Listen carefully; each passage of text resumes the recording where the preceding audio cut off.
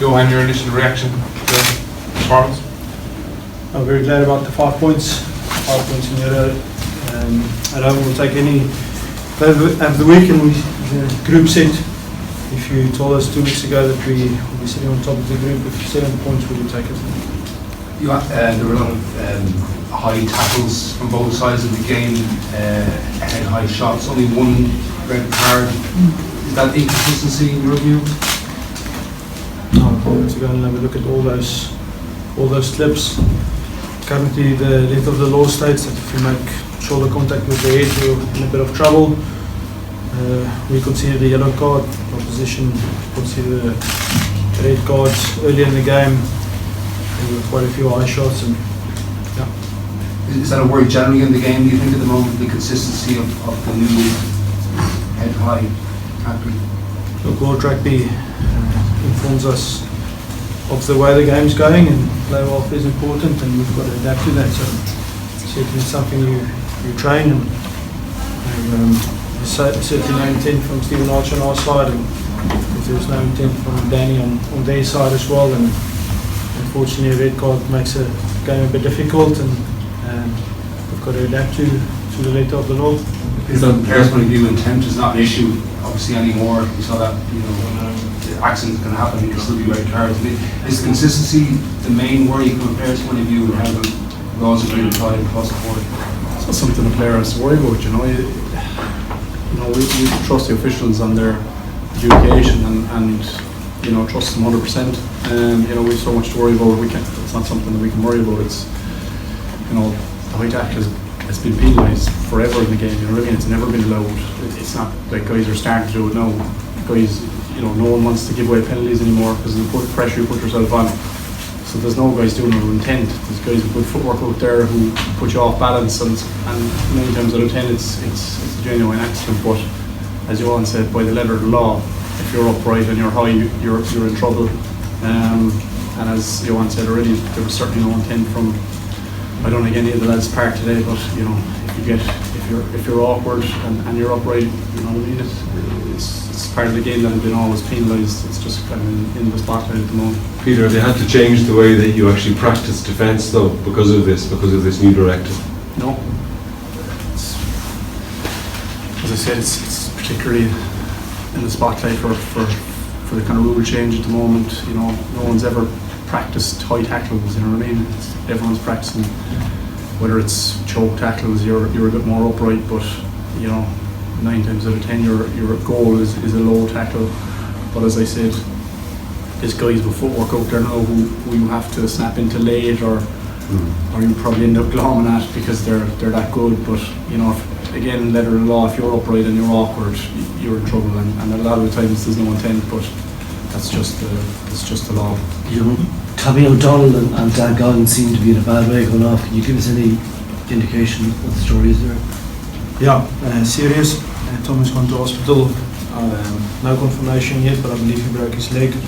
And Dan Gordon looks like a serious knee injury. Also lost Reece Marshall, which looked like a serious upper leg injury. So we'll know more on Monday. Big loss, only 8 weeks into the season, and 3 starters that goes down like this.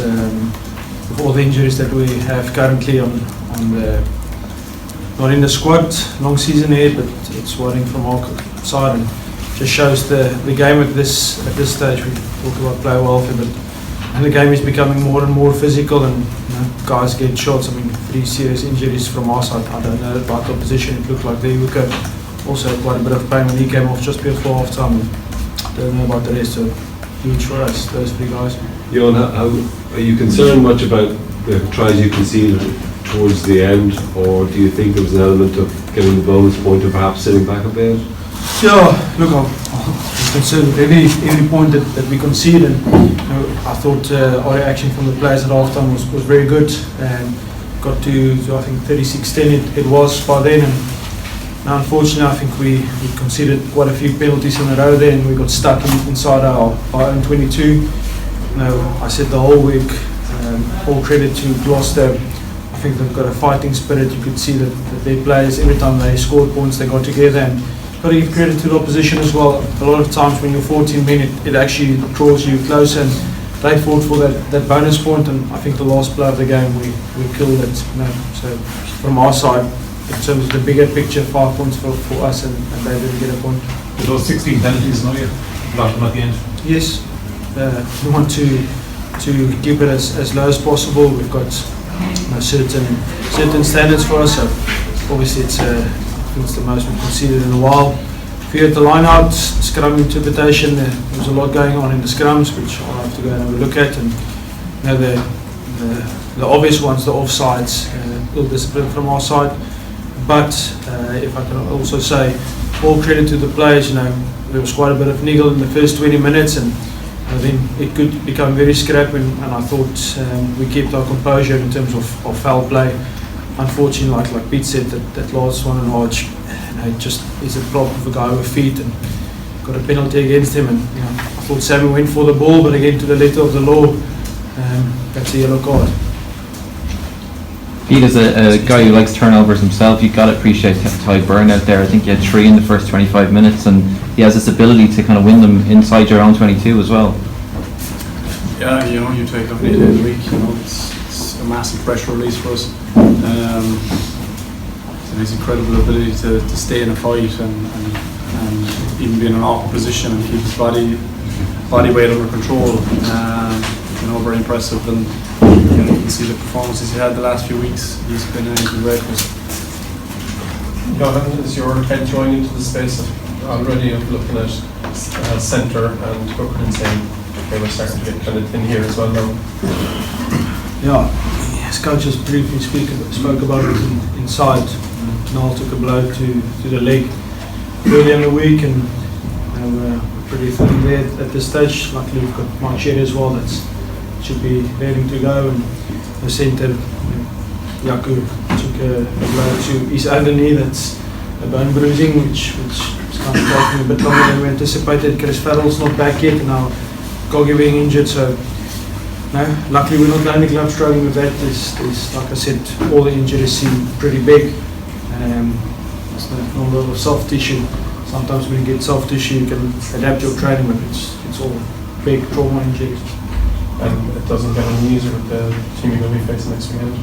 No, Glasgow. Do you want to cut live, lads? It might be easier because if everyone don't want to speak, sorry. Glasgow,